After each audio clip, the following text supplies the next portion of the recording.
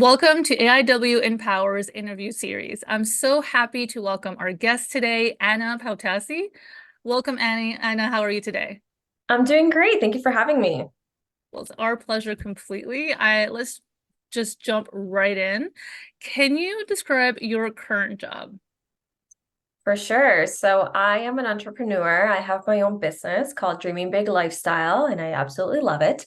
And what I do is business coaching and marketing services. My main bread and butter of what I do is help primarily female entrepreneurs expand their businesses through marketing strategies. But in working in the marketing world prior to starting my own business, I realized that that wasn't enough to get people to where they wanted to be in their business and life. So I really brought in the business coaching because a lot of times they think marketing is the fix, but really you need that business strategy behind it. And then on top of that, it's really the mindset too. So we talk a lot about mindset tools so that when you're going out there and doing what feels authentic to you, you're working through that self-sabotage of people are going to judge me, I shouldn't do this. But really, when you're doing things that are authentically you, it's when you get the most success out of it. So that's really an overview of my business and what I've been doing for the past almost 4 years now. Well, it sounds like it's something that's really fulfilling. And, we discussed at one of our prior meetings how working primarily with women on the coaching side of your business has brought that fulfillment to your career. Can you discuss that a bit more? Yeah, I absolutely love working with women. No hate on men, but just it's easier for me to relate because, I've been there, they're going through it. So it's just more relatable for me and to be able to coach them through my own experiences and the skills and strategies and things that work for me. So what I love most about it and the reason that I decided to focus on female entrepreneurs is because I went through some breakthroughs in my life prior to starting my business where I was like, I need to just take control of my life. And I feel like in the society that we have previously built and are living off of, it's very focused on men taking certain center stage. Now that's starting to shift more and more and more, but I was like, you know what, like there seems to be more of a rapid shift in this, and that's truly why I love working with women, and I find it so fulfilling, especially working with entrepreneurs, because you can see the result. Like I get the chills when they say, that thing that I wanted, I got it. I'm like, oh, I'm getting chills right now just talking about it. So working with women for me is just so fulfilling on so many levels. That sounds really, truly amazing. And we'll dive a bit more into that. But for now, let's travel back to the start of your career. How did it start, and how did you get here doing this amazing work? Yeah, so my education is actually, I have a diploma, an advanced diploma in journalism, and then I also have a university degree in communications. And from that and all the experiences that came with it, I got into the marketing world, working for a small boutique marketing agency. And I've been in the marketing world for 10 plus years. So like I know how to do everything you can think of, like even like media TV. Like I've been a videographer for news channels where you're like out on the street interviewing people on TV. Like I've done that, done writing for newspapers, done it all. And through that, I got into the marketing world, and that's really where my skill set and background sort of flourished. And I was progressively kind of worked up the ladder. I started off as a marketing coordinator, which is like the bottom of the totem pole of hierarchy in a marketing agency, and then progressively worked my way up to where I was the business owner and then myself underneath him. And then I kind of took care of all our clients, all of our staff, like everything. So I made it really high up in the agency, which was amazing. And in doing so, I worked a lot with a lot of small business owners, which in that category isn't really solopreneurs. It's more of a small team of people or has to do more with revenue. So when you're talking to larger companies about small businesses, it has to do more with revenue and the amount of employees that you have. So we were working with those sorts of small businesses, and in talking with a lot of business owners, what I was realizing is like, yes, we're offering marketing services, but your marketing needs to be aligned with your sales. So if you don't know what you're doing for sales and what your business growth is, marketing can't really support that because marketing is really like the thing that makes your business grow. And if you don't know how you want your business to grow, your marketing is just not going to produce any results for you. So what I noticed that was that in a lot of those conversations about marketing, quote unquote, we were actually talking more about business strategy than we were marketing. So I was like, this is like a very interesting gap that needs to be filled. And from there, I was like, I want to start my business. And my main goal at the time was really just to help people have what they needed to be able to travel more often. That was like the main goal, meaning you need to have time freedom so that you don't feel restricted to only being able to travel 2 weeks out of a year. And you need to have some sort of control over your income because if you're leaving it up to someone else to decide that you're worthy of a raise or worthy of a promotion and you have these big travel dreams, it's not really balancing out. It's harder to do. You kind of have to manipulate your schedule, your finances a little bit differently in a more restricted way.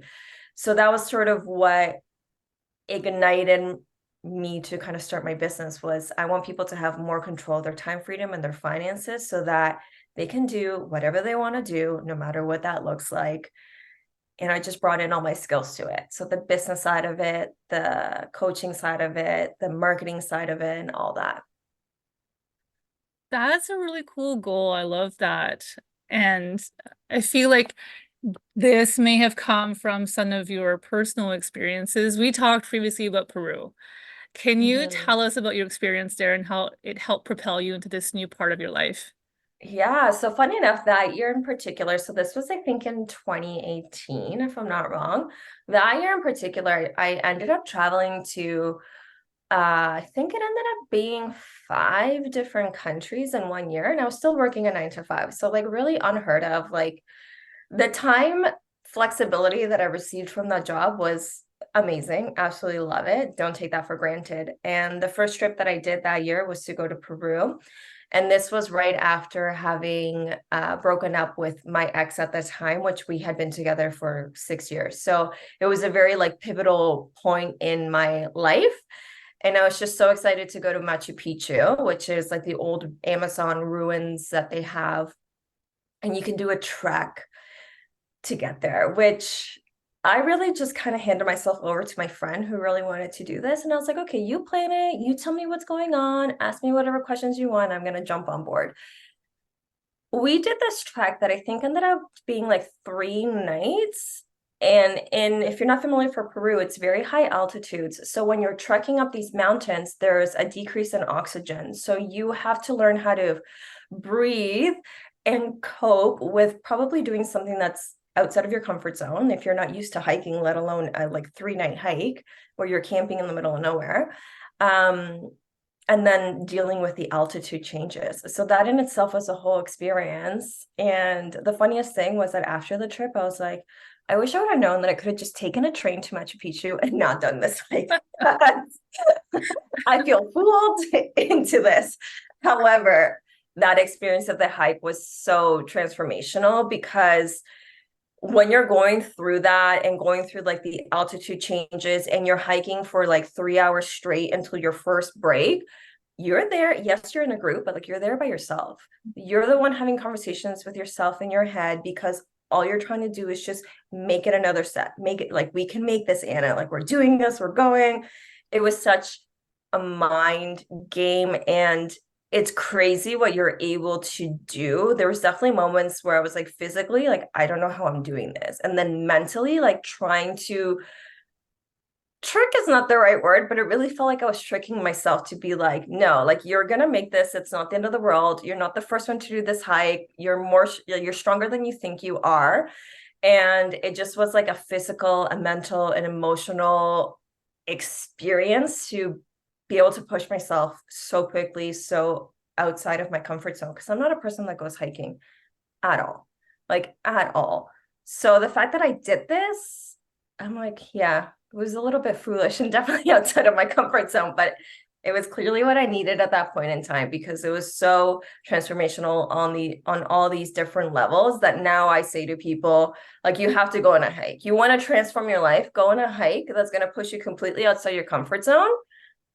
because it truly does on so many different levels that the things that you didn't know you were able to do, it's like, of course you can do them now. Like, what do you mean? Like, of course you can do that. That's really cool. And I'm just curious now, is it a 3-day hike there and then 3 days back? So the one, I don't know if there's some that you kind of go there and back. The one that we did was I think it was 3 nights, a 3 night hike there to like the town that's underneath Machu Picchu.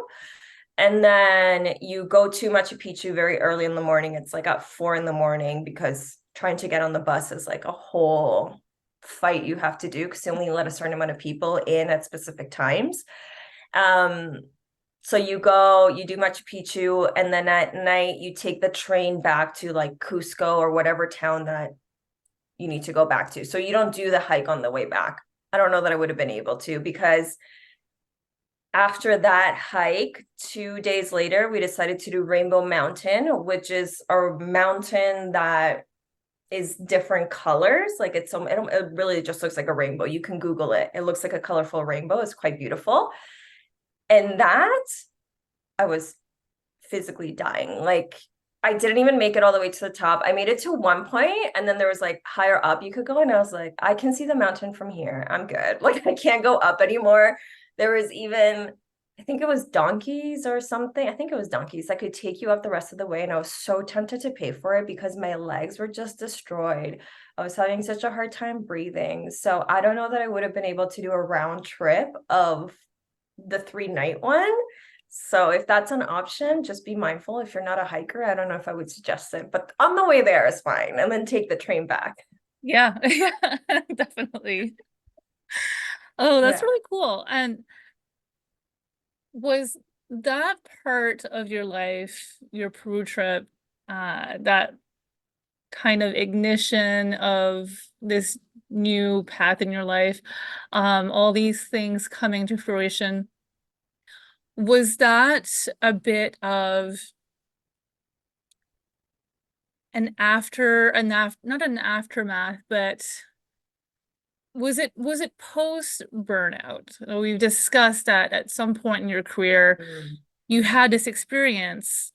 Was Peru a bit of a healing time in that sense?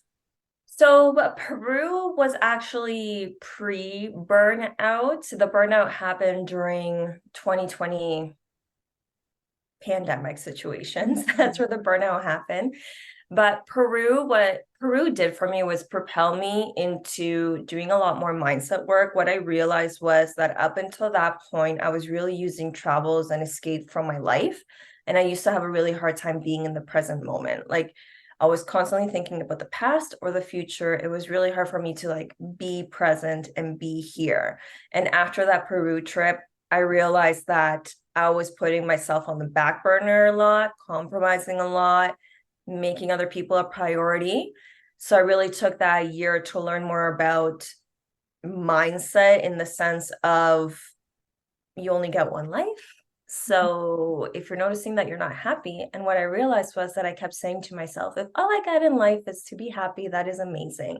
And I'm like, that is such a red flag because I'm literally saying that I'm not happy right now. And I'm hoping that my goal and my future self is going to be happy. But at the point, it was really hard for me to realize that. So Peru really propelled me into kind of taking ownership and control of my life and putting myself at the front and making sure that I was making decisions that felt really good for me and that I wasn't just compromising because that was the option that would make everyone the happiest. Mhm. So that really propelled me into learning more about mindset. And then in 2020 is when I was like, okay, I've done a whole bunch of mindset work and I can't see myself in the future continuing to have a 9 to 5 job. Like my lifestyle and that like huge picture for myself, it's just not going to happen doing the 9 to 5. I need to start my own business. There's just this sort of clarity around the 9 to 5 is going to keep me constricted. And that's not the way that I see myself going. I like having the freedom to, do a podcast like this in the middle of the day, to not have to be in front of my computer all day and all that. Which at the point I was like, I don't know if that's real or like, I don't know how that's going to work. But yeah, so Peru really propelled that. And in 2020 is when I experienced the burnout from just an overload of work from my 9 to 5 job. It was next level, to say the least. Like it was, I was doing it all. I was basically running the business. And I burnt out from having this massive to-do list, which was just extremely unrealistic. And I demoted myself. So at the time I was full-time and I demoted myself to part-time after the burnout because I realized like it was, I remember this so vividly. It was like 4 p.m. here in Canada. It gets dark by 4 in the winter. And I'm on the couch, like curled up with all the lights off, drinking wine, like crying. And then my husband walks in. He's like, "What's going on?" I'm like, "I can't do this anymore. Like, I just like cannot do this anymore." Like I could mentally feel that it was a huge breaking point. And although it was scary to take that leap of leaving behind my full-time 9 to 5 job, making it part-time for the sake of my mental health, I was like, I'm going to do it because the ultimate dream is to have my business full-time. At that moment, I was still doing my business sort of part-time. Um, so anyways, yeah, I demoted myself to part-time, and then eventually by the end of the year, I just took my personal business full-time and left behind that job. I mean, it's not great that you went through burnout, but the new direction it gave you is, can probably be seen as a blessing. But as someone who's also gone through burnouts, um, I'm curious, was it a kind of a slow progression for you, or did you notice pretty quickly, like, oof, I'm going down this road and it's not good? Um, I think it was a progressive buildup of things just sort of piling onto each other and there not being any boundaries. And it was very obvious that even if I tried to instill boundaries, that's the thing with boundaries. It's like it's one thing to say you have one, it's another one to like put it into play and make sure that they don't get bent. And I think that was something that I didn't yet know that well on how to implement. And because of that, I was noticing that I'm on calls all the time. If I take a day off, I'm coming back to over 100 emails that need to be responded by me, not someone else, like all these things. And I was like, just this isn't realistic. Like, there's no way that someone's full-time job is this loaded. Like it is just unhealthy no matter what industry you're in. Like this is just not, no, this is not going to work. And I was trying to offload some of that stuff to other team members in a strategic way and like without making them burn out, right? And then it just got to the point where I was like, yeah, no, it just became too much. Even though I was trying to put in these boundaries and trying to delegate some of the things, it was just never ending amount of work. It's that overwhelming sense of feeling like you're valued, right? Because people want your input, they like the work you do, they come to you. But at the same time, being indispensable in a way is a huge stressor and almost too much responsibility for any one person. Yeah. When we were working in an office prior to 2020, everyone going virtual in 2020, prior to that, I was working in an office and most of like the door, everything was glass. So like you could see into my office. And if the door was open, it was just constant people coming in asking questions, constantly, constantly, constantly. To the point that I would have to sort of close my door and be like, if the door's closed, like don't come in. Don't even try to like make eye contact with me through the glass. Like just no, because I'm trying to actually clean out something in my inbox and I need to be concentrated. So yeah, for sure. And I just want to say I did mess up the timeline a little bit. The burnout happened in 2021, not 2020. Um, but nonetheless, it happened and it led to this. But yeah, it was definitely overwhelming. Like it's overwhelming when you have that much authority without the boundaries. Hmm. Yeah, I can imagine that some listeners are either probably going through this right now or have and may have not noticed, but it's something that people don't talk about enough, and Yeah. the impact that um, I guess not abiding by your own boundaries, but not also recognizing other people's boundaries can have. Yeah, yeah, 100%. And I feel like there's also a culture that is starting to be dismantled around do more if you want to race. You have to prove your worth. And it's like, sorry, I got hired to do this specific job. And do I want to, like, you know, grow in this company? Absolutely. But that doesn't mean that I'm going to sacrifice my mental health or do all these extra things on the hope that I get a promotion. Like, unless you're guaranteeing me, hey, we're going to promote you in 6 months. So it will be great if you hop on this project so that you understand what you're going to need to do when that promotion comes. Fantastic. Like, that's the company being proactive and pre-training you for that position because they can already see the value that you could bring to it versus do this extra work just cuz and pray that you get what you're looking for. No. Like, that whole thing is starting to be dismantled. And I think that's really gonna stir things up in the 9 to 5 world because people are just, like, I'm being paid to do this, not to go above and beyond and not be compensated or recognized for it. Like, that's just not how it's working anymore. I really hope so as well. Because it's one thing to gain extra skills and have these extra responsibilities on your resume and hope that you're being seen as valuable by the higher ups. However, you can't be valuable if your mental health is paying for it because eventually you won't be able to do the work. And I'm Mhm. hoping that, companies see that they want healthy employees. So if your bottom line is the work getting done and the money, you need healthy employees to do that. And you need to care about their well-being.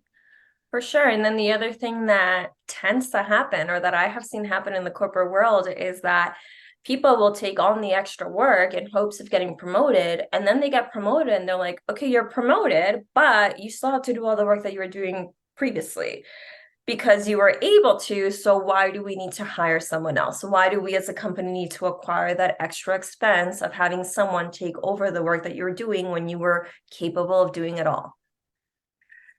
Yeah, so I I guess think it's like the stories that you hear of people switching jobs or changing companies because it's not good for their mental health. And then when they leave, they replace them with three people. yes, exactly that. And I feel like this is starting to get dismantled. But if you're noticing that, if you're resonating to this as a listener, know that yes, it's common, but it doesn't have to be that way. So if you feel like you're being taken advantage of and someone keeps promising you something and that promotion period comes up and you're not getting what you want, work your wage. Like, you're getting paid to do a certain job. Like, if it's not going to benefit you, unless it benefits you to put it on your resume and then go get that job that you want somewhere else for the pay that you want and the recognition that you want, do it. Otherwise, do not do it. Like, it's just not worth your mental health to go above and beyond for a promise that keeps being broken. Like, they're showing you their true colors by not fulfilling what they're saying they're going to do. Agreed, agreed. Um, I want to shift directions a little bit Yeah. and go into, well, towards the start of your career, but it can be at any time.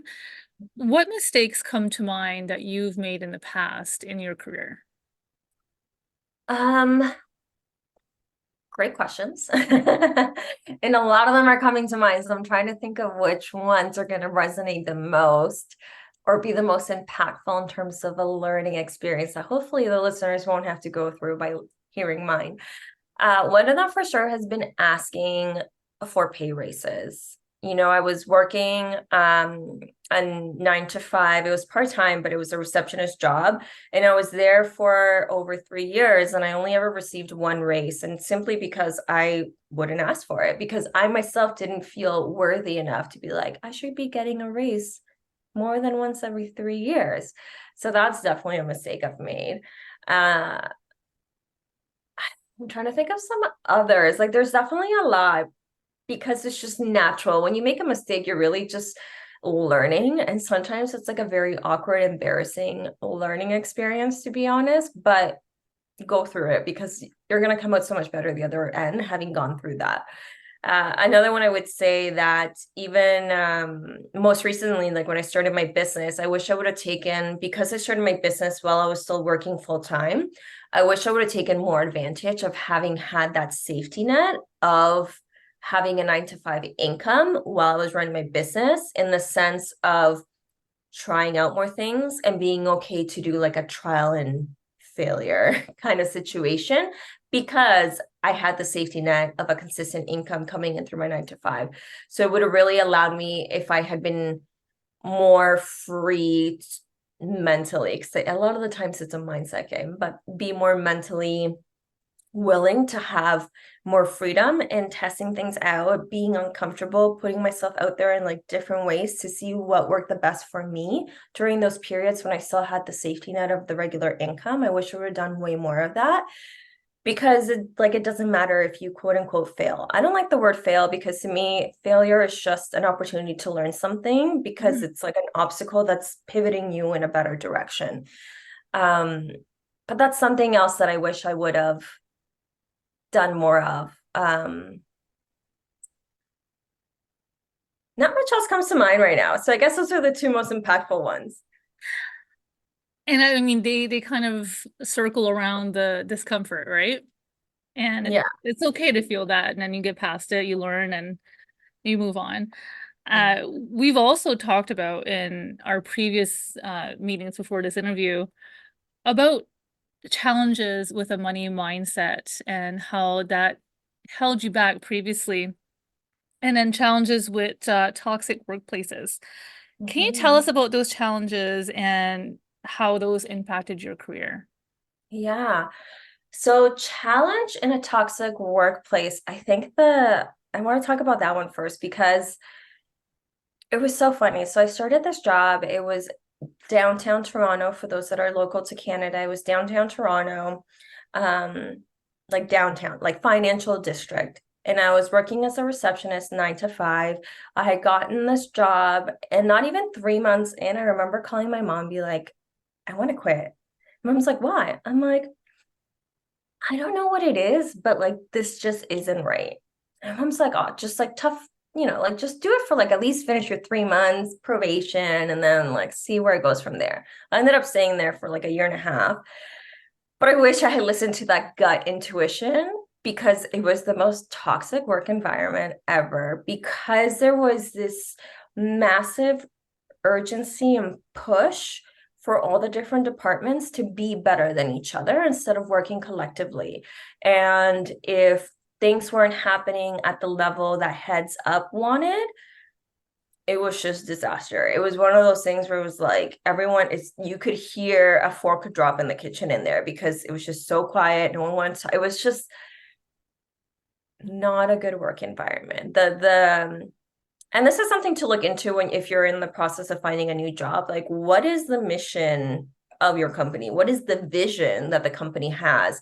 What is the morale? Like if I had known, I would have gone on Glassdoor, which is a website that's available at least for Canada, where you can go and see reviews from past employees about working there. And a lot of people are very truthful. And had I checked that out when I was having this feeling of, I don't think this is for me, I could have avoided the year and a half of working at a very toxic environment, to the point that I was waking up in the morning at home, getting ready to go to work. And I was already having arguments in my head with my manager, who I hadn't even seen or spoken to. So I don't even know what these arguments were about. But I just knew that we were going to get in a fight that day, you Mhm. know?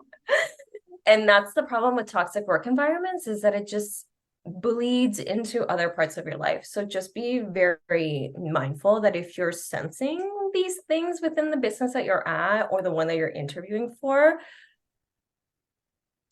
don't go for it. Like it's just not a learning experience I wish on anyone, because it's just so cutthroat, and you spend a lot of time in a 9 to 5 job. Like you're there from 9 to 5 every single day, pretty much. Like you want to make sure it's an environment that doesn't make you go home exhausted, because it was just so emotionally and mentally draining to answer the phone. Like, come on, I was answering the phones. I should not be coming home that exhausted. So that was a toxic work environment. And then in terms of money mindset, like I mentioned, like asking for raises and things like that was really hard for me, because I realized through the mindset work that I ended up doing that I had the mindset of, if I have money, someone's going to take it away from me, so I might as well spend it. So then that also prevented me from asking for raises because the more money I had, the more money I had to spend. And then on the backside of that, I was like, well, I suck at money management because I'm spending my money on all these things that I probably shouldn't be spending my money on. So that in itself was a whole learning process and reprogramming my beliefs around money because now it's not that way. Like I don't think that way. And I give myself raises all the time. I'm like, you're having a good day. It's time for a raise. Just kidding. There's ways of doing it properly. But the point being that you need to understand your money mindset because it is going to hold you back in a lot of things in your career or your business, depending what you're in right now. If you feel unworthy of it, or that you don't know how to manage it, or that if you have it, you have to spend it.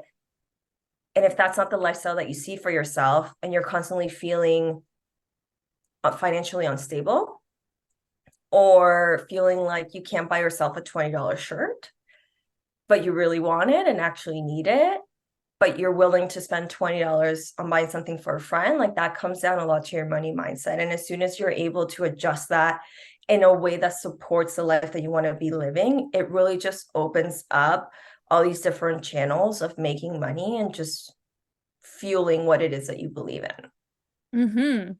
And can you give us just the big lines of how you got over that poor money mindset? Yeah. So first you have to identify it. That would be step one. Step one would be, like, how do I currently feel about money? What are the words that I use around money to describe it? Am I saying debt? Am I saying negative words? Because in the end, money, like you have a relationship with your money. It would be like if your money is your best friend. You wouldn't be saying negative things about your best friend, right? But a lot of the times we Mm. do have negative relationships with money. So first is identifying how you currently feel. Then step two would be trying to trace that back as much as you can into, like when was the last time that this came up? When did it come up in a work situation, in a childhood situation, in a friendship situation, things like that to kind of identify the pattern. And once you've identified the pattern, I suggest you kind of step three, write yourself a little forgiveness letter because you just didn't know any better. And a lot of the times we build our understandings of certain life things by the age of 7. Like no one knows better at the age of 7. So write yourself a forgiveness letter because you just didn't know better. Forgive anyone else that's involved in it. If someone had said something to you that made you now start thinking that asking for money was not okay, when really it is, like sometimes you have to forgive other people. And then lastly, it's what do you want your new belief to be? And then making sure that that's somewhere visible, like on a sticky note, put it somewhere that you see it often. So that way it starts to reprogram your subconscious when you see the belief that you want to associate money with, it's going to start changing your subconscious way of thinking about money. And then you start taking action from that point of view. So if money is always there and money is always protecting me, how would I take action today? Hmm. I love that. I think a lot of us don't think about the kind of relationship we have with certain words and how that can impact how we behave. Not Yeah. about those words, but in those areas of life. For sure. I even recently did a master class, which if you're watching this, it's still live and accessible. It's free on setting your goals and your visions for this year. And one of the things that I talk about is setting your goals around like relationships. So like your relationship with yourself, your relationship with money, your relationship with business, because it's not like a task list, a to-do list that you're just going to check off. It's how do you want to build your relationship with yourself this year, build your relationship with money this year. And then you put the goals in there, but you're doing it from a different emotional and mindset placement because it's a relationship. It's not something that's like, as long as I check this off at some point this year, then I did enough versus rebuilding a relationship with something. Mm-hmm. Oh, I like that. And you have all these techniques for different aspects of your life, your business.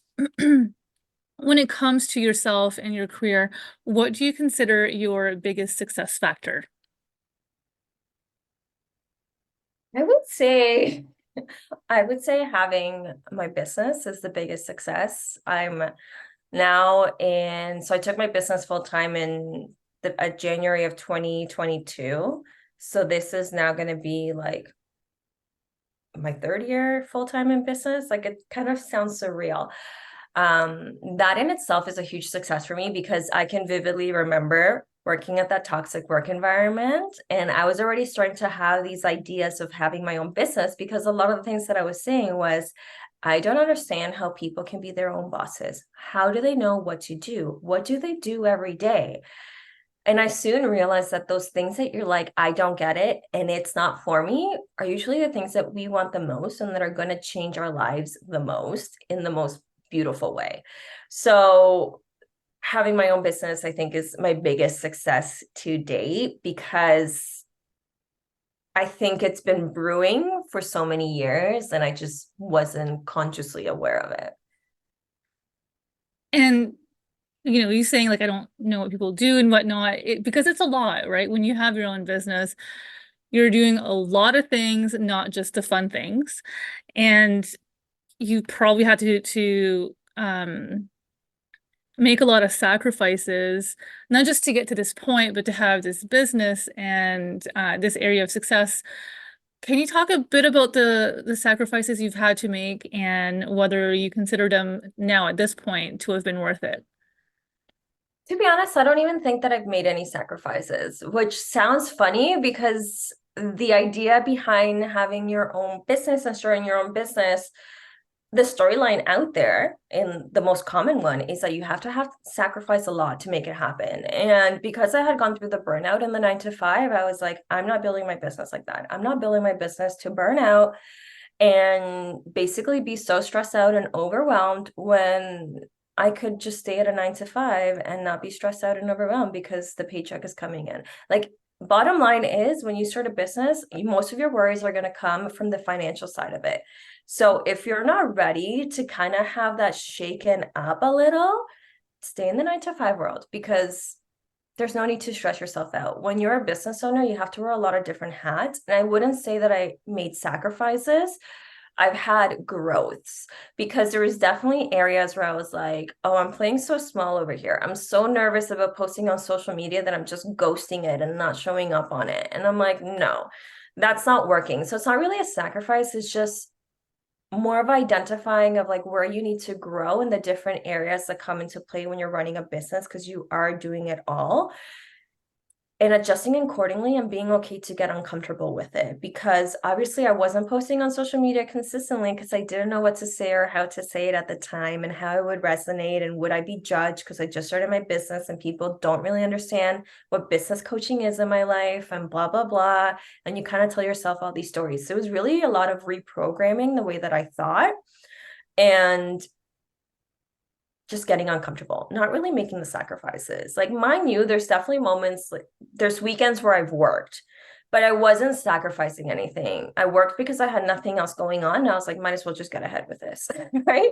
It Mhm. wasn't, instead of going away on this amazing weekend getaway that my friends are going to, I'm going to stay home and work because I have to. No, like that just wasn't how I was willing to build my business. And when I started my business, I myself hired business coaches that resonated with that way of building a business and really, really helped me create system and processes and adjust my beliefs to really build it out that way.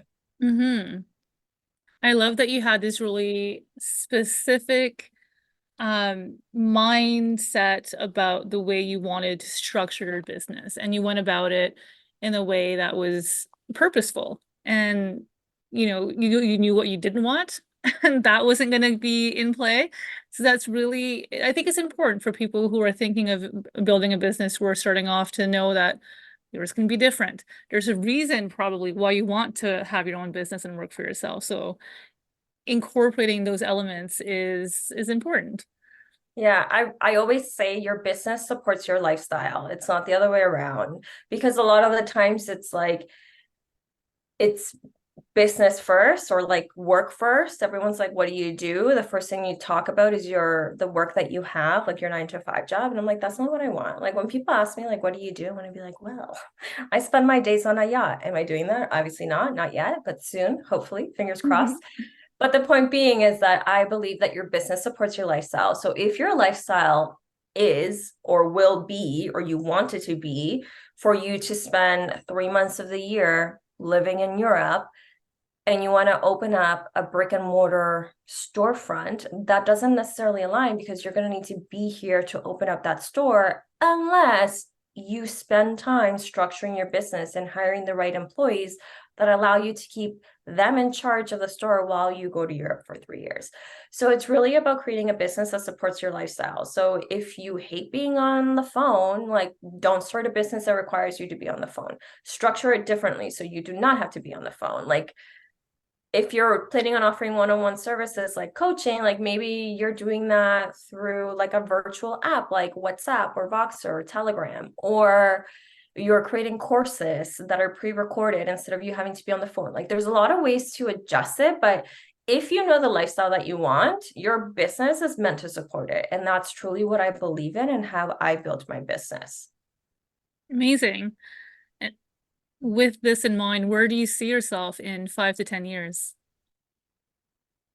It's a great question. And I've actually been toying with this recently as I'm putting together my vision for this year.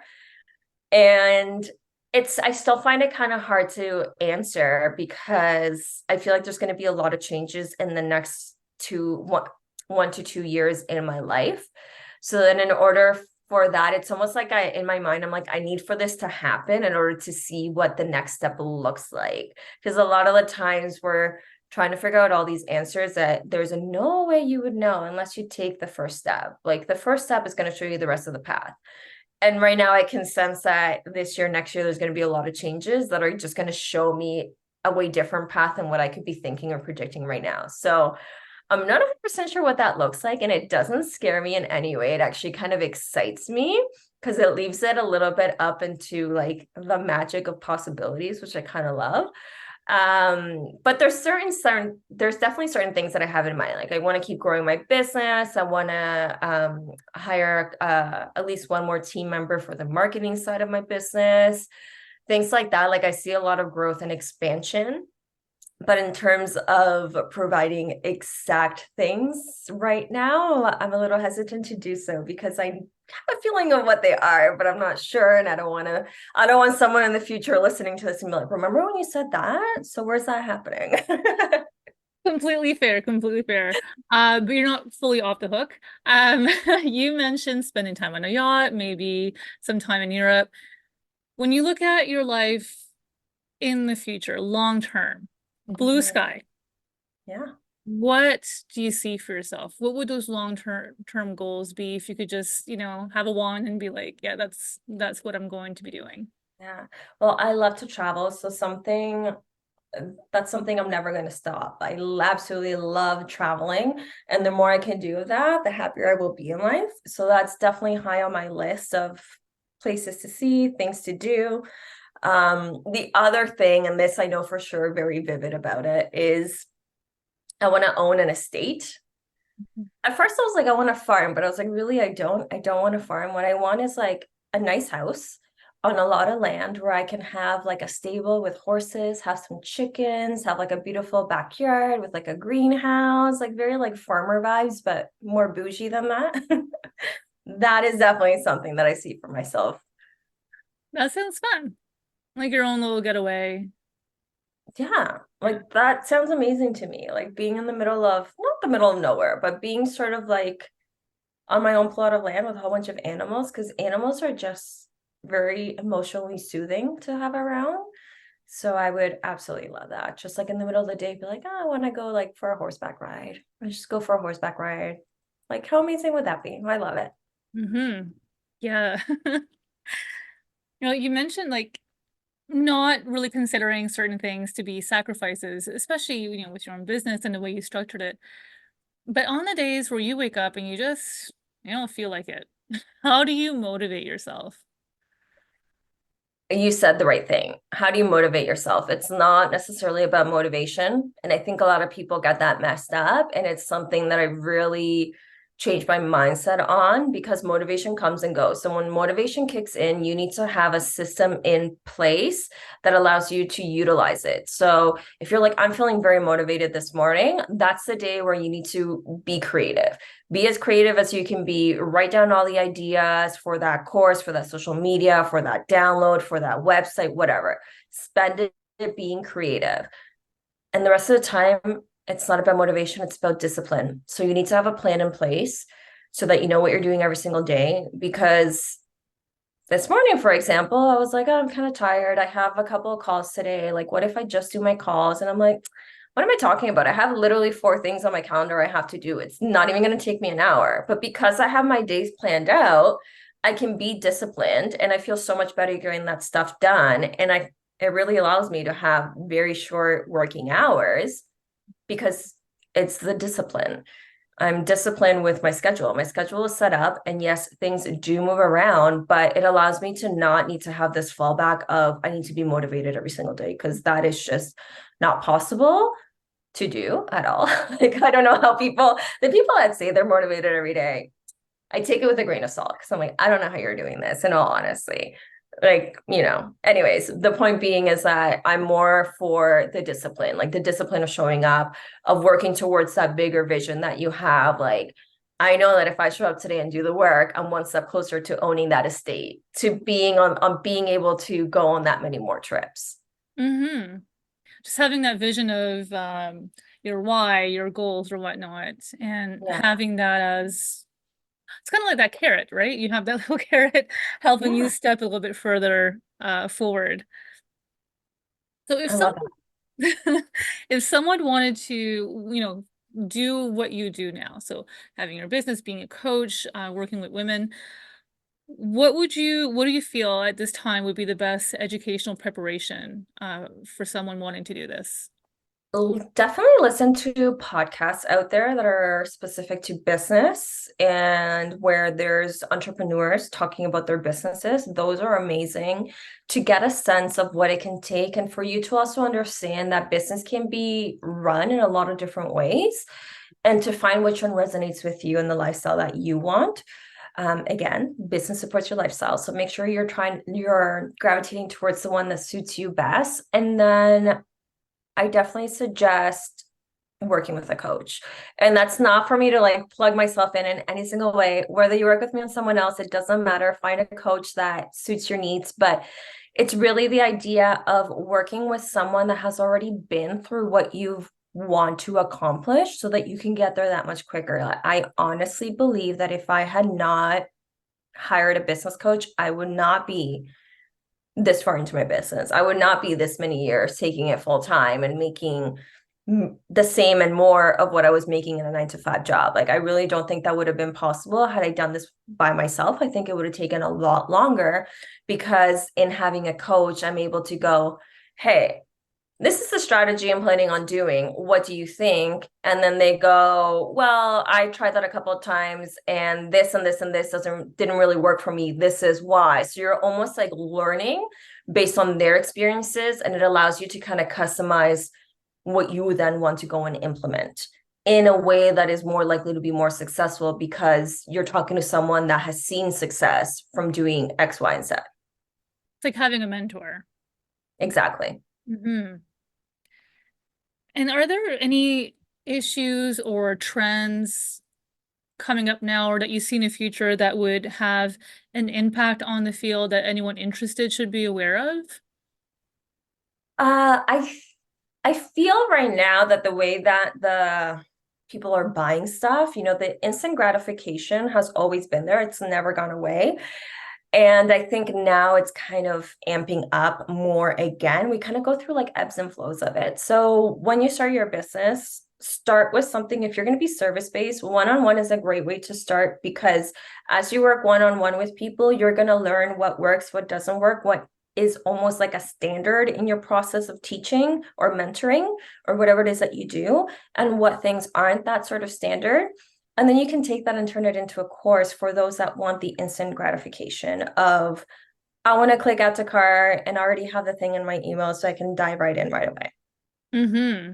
So that's definitely something that if you're going to start a business, a look at passive income. I myself have a couple different sources of passive income. They're great. Whenever I see that email come in, I'm like, what is this from? I'm like, oh yeah, I forgot that I have that thing. Like it is the best feeling ever. Don't ever take it for granted. And a lot of the times you might feel like, well, I can make this better. Like, don't worry about that because you can release something today. And then if 3 months from now you want to update it, you can update it. And everyone that previously purchased it gets access to the new version anyways. So don't hold yourself back. There's nothing better than like waking up to those sales just automatically happening in the back end. So passive income is definitely something that I recommend you have in your business no matter what you're doing. Mm-hmm.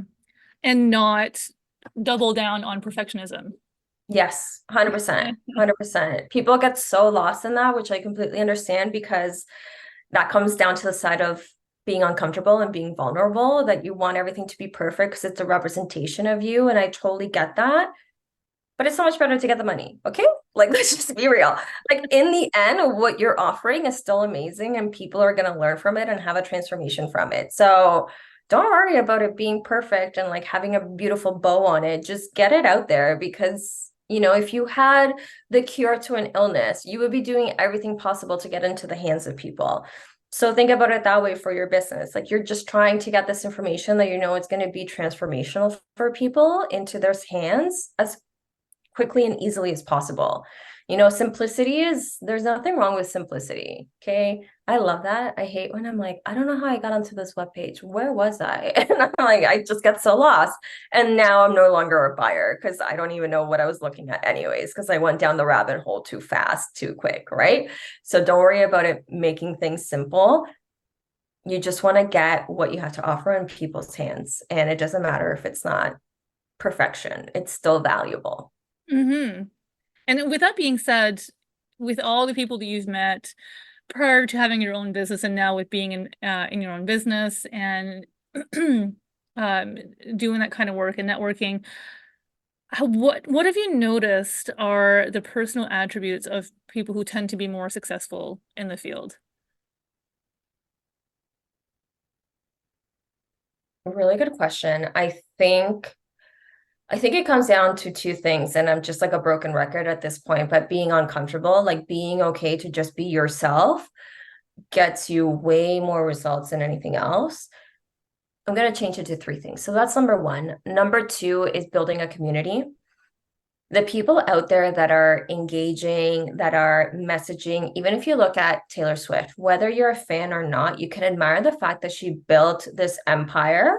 And one of the things that she did very early on in her career was if someone messaged her, she was responding. If someone invited her to her wedding, she was sending them a video, thanking them if she couldn't be there. Like she really worked her butt off on creating these amazing connections with her community. And that is something that any business owner can take and run with, and it's going to be so successful because as soon as you have a community, yes, you might build an amazing relationship with one person, but that one person is going to talk about you to their network and so on and so on. And now all of a sudden you got 5 clients from one person that you built this amazing connection with.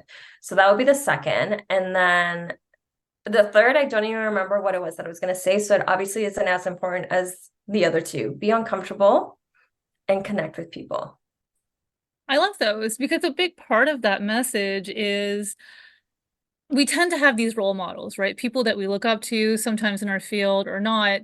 And sometimes the mistake is trying to emulate them instead of taking what is good, but making sure that you embody it in a way that's true to yourself Mhm. and that, our differences are actually strengths. We're not trying to all be the same person because then we're all selling the same things, aren't we? Yeah, 100%.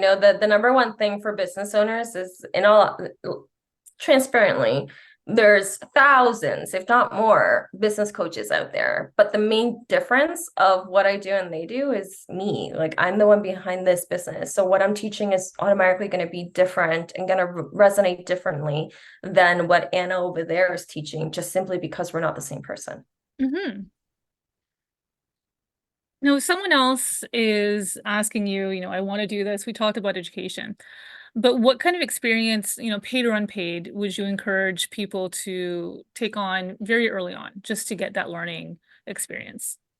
So I always laugh at this because I think for a long time, society has really pushed people getting university degrees. And for a long time, if you don't have a university degree, then you can't get certain jobs or be promoted to certain positions, which I think is BS, first of all. However, with that said, if you're not 100% sure what you want to do, because in Canada, I had to make a decision at 17. At 17, I can barely decide what I want to wear. You want me to decide on my entire future? Very complex question to ask a Mhm. 17-year-old. But what I would suggest is go to college or do a certificate course and see it to the end. Like they're 1 year, 2 year, 3 year max. Like it's not a long time that you're investing. And the reason that I say college or certificate, because a lot of those are hands-on. And when you're trying to get that job, especially that beginner position, they're going to ask, well, what do you actually know how to do? Because we don't want to hire you to just get us coffee. Like that's not beneficial to us. And I think that's where the university degree sometimes tends to fall short, is that the experience is not there unless you did a co-op when you were in university. Mhm. It's really going to come down to your hands-on experience. And from mine in particular, I can say that everything that I've learned and all those skills that I was able to bring to these entry-level jobs was truly from the college pushing you to do it all. Like they were pushing us to go out and interview people. They were pushing us to write articles. They were pushing us to do all these things. So you really get a lot of skills that then, although they're not paid, look amazing on your resume. So I highly recommend that. And same with the certificate. Like a certificate is, I like graphic design. So I'm going to do a 3 month certificate. And you're actually going to sit in front of a computer and do graphic design. And now you have a portfolio that when you go and apply for a job, you can say, I know how to use this program. And here's some of the work that I've done that's related to your business and the clientele that you help. Like that is so much more valuable than a piece of paper sitting on your wall, as bad as that may sound and as contradicting as that may be to societal norms. But that is just from my own personal experience. Everything that I've been able to bring to any job that I've had and any interview that I've had has been from my college experience of being put out there. So I definitely recommend that. And even like no matter what age you're at, like how old am I? I had to think about this. I'm 32, going on 33. Takes me a second. Um, but I'm even like, I kind of want to do I want to learn something else. I want to do another certificate. And it's like, why not? Certificates are quite inexpensive. They're very affordable. And it's like some of them are 1 month, some of them are 2 months, some of them are 3 months, some of them are free, like free to do. And you get a piece of paper saying that you accomplished it. Looks great on your resume. If it's something that really intrigues you, then you get to add like another skill set to what it is that you do. And you never know where that's going to take you. That's a really good point because it's in society, like you said, societal norms at this time, college and certificates are highly underestimated. But people don't talk about the kind of hands-on experience that you get, how teachers there will push different experiences and encourage you to go out there in the world and actually do things. And Mhm. then you do find out some things about yourself, whether you enjoy it or not. But either way, you're building a foundation, which is really important to have a Yes. diverse foundation to grab some skills from, depending on where you end up. 100%. And the other thing too is the internships that you're able to get, whether they're through your school or things that you get outside of your school, whether it's paid or not paid, do the internships because you're going to learn so much. Even if all you learn is just what it's like to be in a work environment, in a corporate job environment, in a marketing environment, whatever you get into, it's going to give you such insight into what it could be like for you. And it really allows you to decide, yes, this is definitely like, I absolutely love it. I'm like sitting in on these meetings. I'm not really doing much, but I'm like absorbing all this information that's allowing me to go, you know what? Yeah, this is actually something that I want to do and pursue. And it'll just ignite you a little bit more than just going to school. Mm-hmm, definitely. And this may be an off question because owning a business is not typical, but can you describe what a typical day or week is like for you? Yeah, great question.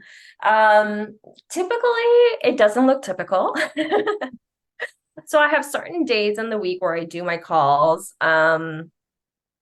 It's hard to describe because it really just isn't that typical. I can walk you through some of the things that happen every day. So every day I do my morning routine, which is really just about mindset and belief, like getting into the right mind frame to start my day. Because what I was finding before, I was doing basically prioritizing myself at the beginning of a day. When I was not doing that, it felt like the day was just attacking me. Like all these things were just happening aggressively towards me versus it being like, oh, things are just working out so amazing. And like, oh, I get this email from someone that wants to book me for a podcast, and like, how amazing, versus feeling overwhelmed. So definitely having a morning routine is something I do every single day, which consists of journaling, reading some sort of personal growth book, and a short meditation. When I say short, I mean like 5 minutes, because I just can't do it for longer, but it allows my mind to like kind of reset for the day, which is great.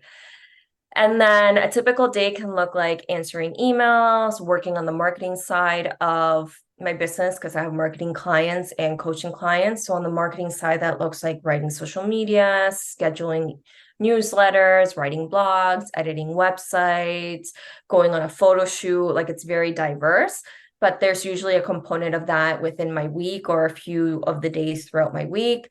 Then I have client meetings and coaching calls. I check in with my clients every day to see how they're doing, help hold them accountable to the goals that they have for their week, provide them support on the go, which I love. And then, yeah, like a lot of my days, it's like my to-do list is three primary things, sometimes four. And I try to get that done before 12. So in the afternoon is, do I want to get ahead on stuff? Do I want to do some research on something that's really interesting? Do I want to maybe go for a walk? Because again, I really built my business to support my lifestyle. So things do need to get done in your business. I have things in there that are client focused, that are admin focused, that are personal, all that stuff that really help my business thrive, for it to continue to grow, and for it to work while I'm not working, meaning I don't need to be in front of my computer 24/7 for my business to grow and to do what it needs to do to support my lifestyle. And then I make sure to live my life.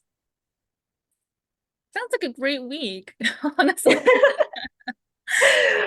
And Yeah. And I will say that there's definitely weeks where, or like days where I'm in front of my computer from 9 a.m. to 5 p.m. because it's just a busier day. But those are far and few because I really plan out my days to be more disciplined. And when I show up, I know exactly what I'm working on. So I'm not spending 3 hours scrolling on my phone because I know what I'm meant to be doing for the day. And I think a lot of the times people are like, oh, I really like the distractions. And I used to be like that too. So no shade, but no, you don't like the distractions. Like procrastination is a habit that we all learned. We need to break it. We need to break this habit because it's not serving us. It feels so much better to get all your work done before lunch, and then you do whatever you want. Even if you're working a 9 to 5 job and you work from home, get all your work done before noon and then go live your life. And then just have your phone nearby in case you get an email you actually had to respond to. Like, you know? hmm yeah, because I think a lot of us get lost in that indecision, procrastination, where we have all these different things to do, but because we didn't plan for it or, have the discipline to say like these things first and priorities and whatnot, we kind of go into this, well, we freeze. Well, so I'm just going to go on my phone because I'm feeling overwhelmed. And so 2 hours later, we feel even worse because we didn't get anything done.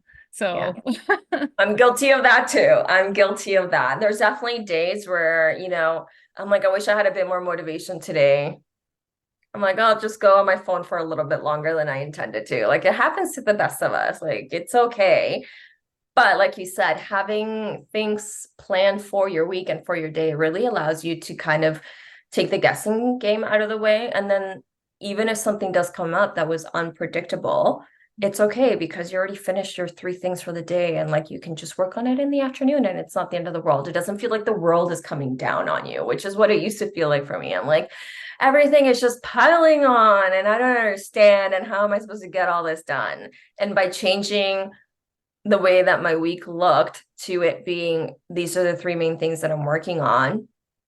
Now, when those things come up that are a priority, it's like, that's okay. I can still get these three things done and address this priority. Hmm. Yeah, then you have a way to shift things around because you have a Yeah. clearer picture. Yeah. So kind of a fun question, but without giving us any identifying characteristics or names or anything like that, are you able to tell us about a recent project that you worked on or completed for a client? Sure. So I would like to give almost like two examples, one for the marketing and one for the coaching. So for the coaching side, I have a client that I've been working with, and it's been pretty amazing, to be honest, because she went from basically having no income from her business. She has a 9 to 5 job, but she was having like no income coming in from her business to working her way to making 10K months, which was fabulous when that happened. And although that's an amazing thing, what I really love about it is all the mindset work that went into that, because she went and it's just like I can visualize the different stages of her going from someone that didn't feel worthy to be paid, like not sending out her invoices, not double checking, like, hey, this payment is past due, like, where are you at? That sort of lack of worthiness to now being someone that's like setting her goals for the week, saying that she wants a new client, and then 3 hours later messaging me saying that she got the client. And that to me, I think is just a massive win. And I feel like it's my personal win, although it isn't. But I'm like, yes, like that to me says so much more. And it's exactly what I wanted out of this business, is to help women just kind of take control of their lives and to be able to like manifest that. Like, and when I say this, like she posts once a week on social media. I would never tell anyone to do that because it's just not going to really produce sales. But for her, because she's been able to kind of work on her energy for that period of time, however long that was, she does one post and she gets a client and says, I got the client because of this post. Like they reference this post that I did today. And I'm like, you're magic. Like I don't even know how to teach this to anyone else because your energy is so powerful that you're able to do that. And I can't even imagine that just a year ago, like that wasn't your reality because you were just in a completely different mindset. So that in itself is magical. And then on the marketing side of things, I recently was at a video and photo shoot for a client because we were doing their social media and we needed to get some social media content. And that was really fun. So what that looks like is we put together a shot list of all the different video clips and pictures that we want to get, which takes a little bit of time and finesse, and we write scripts and all that good stuff. And then we go to the site in which we're going to be taking all this footage. And when we get there, we like set up lights, we clean up the area, we make it all beautiful, and then we just get to work. And we spend like 2 hours together taking pictures, doing videos, which is really fun in a collaborative space. And then the best thing of all is like now I have so much content for their social media. So it's a win-win. That sounds pretty cool. Like you get to see these things in real time happening and progressing and with your coaching client, just all the success she's seeing now. It must be a really fantastic feeling. It really is. And it just makes me so happy. Whenever I get a message from her, I'm like, what happened this time? Tell me all about it. Because I just know that it's going to be something amazing. And it just makes me so happy that she was able to go through that transformation, because a lot of the times it's like we're almost sold the idea that self-love and personal growth is something that you do once, like set it and forget it. And that's not the case. Like you're refacing it over and over again at different stages, in different ways, at different levels. It's like a video game. It just never ends. You never get to the end. You just progressively like know how to deal with it quicker and faster. And I think that's something that is not really told or shared, that it's not like a one and done situation. Hmm. A bit of a left field question. Uh, if marketing coaching were suddenly to be eliminated, what kind of work would you feel prepared to do? I would be a stay-at-home wife. No, I'm kidding. I really don't know what I would do. Um, I don't know. I feel like I've done so many things that I could probably go back to if I wanted to. Like, I used to be a videographer for a TV station and I really loved that. So that could be something that I could go back to. Or, in all honesty, I feel like I would probably just start another business because I really just like being an entrepreneur and a business owner. Um, but yeah, I don't know what that would look like. That would be very interesting. That's a very definitely left field question because I'm not sure. Maybe something with traveling. Maybe I would like have an Airbnb or like do some tours. I really don't know. I really don't know. Possibilities are endless. Yeah, a lot of options. Yeah. You've mentioned throughout this interview a whole lot of things that you like about what you're doing now and what you're getting out of it. I'm gonna make you pick one thing. What is the one thing that you like or love the most about what you're doing in your work? Helping people. Like bottom line, I just love helping people in whatever capacity that may be. I just love being able to make someone's life better or easier. Amazing. Amazing. And I want to thank you so much for joining me today and giving all this fantastic advice and information. But before I let you go, I would love to give you the floor. If you could give advice for anyone who's starting into this field or anyone who's interested to take into consideration before going forward. Yeah, well, first of all, thank you for having me. It's been a pleasure to be able to share all of this, my own experience, and the information and knowledge that I'm able to share during our time together here.